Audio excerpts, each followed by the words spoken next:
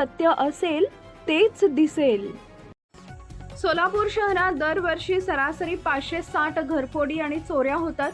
याशिवाय चेन स्नॅचिंगचेही प्रकार होतात. यातील 75% जास्त गुन्ह्यातील चोरटे जिल्ह्यातील राज्यातील असतात.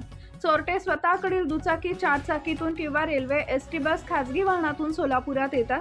सोलापुरात ते चोरी करण्याच्या ठिकाणी जाण्यासाठी मॅपचा वापर करतात. सीसीटीव्ही कॅमेरे नसलेली घरं, ज्या घरी किंवा अपार्टमेंटमध्ये सुरक्षा रक्षक व संरक्षक भिंत नाही, चोरीनंतर सहजपणे पळून जाता येईल अशा बंद घरांमध्ये चोरी करून ते लगेच पसार होतात, अशा बाबी पोलीस तपासात समोर आले. सोलापुरात येणारे चोरटे रस्त्यांच्या माहितीसाठी गुगल मॅप वापरतात असंही दिसून आलंय. स्वतःजवळील एकही वस्तू चोरीच्या ठिकाणी चोरटे सोडत नाही. फिंगरप्रिंट पोलिसांना मिळणार नाही याची चोरटे दक्षता घेतात. लोकेशन मिळू नये म्हणून व्हॉट्सअपवरून एकमेकांशी संपर्क साधतात.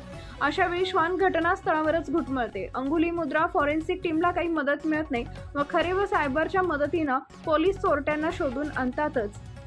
पण याशिवाय सराईत गुन्हेगारांच्या रेकॉर्डवरून ही चोरटे शोधले जातात. गतवर्षी 325 गुन्ह्यातील फिर्यादींना 2,99,37,000 रुपयांचा चोरीला गेलेला ऐवज पोलिसांनी परत केला. महामार्गामुळे काही तास चोरटे एका शहरातून दुसरीकडे ये-जा करतात. रेकॉर्डवरील गुन्हेगारांवर स्थानिक पोलिसांचं सदैव लक्ष असते. त्यामुळे चोरटे जिल्ह्यात चोरी करतात, पण आपणही त्या चोरट्यांना शोधून काढतोच.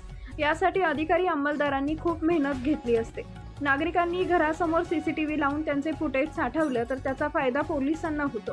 अनोळखी संशयित आपल्या भागात फिरत असल्यास त्याची माहिती स्थानिक पोलिसांना द्यावी. परगावी जाताना मौल्यवान वस्तू घरात ठेवू नयेत अशा सूचना वरिष्ठ पोलीस निरीक्षक अरविंद माने यांनी दिल्या.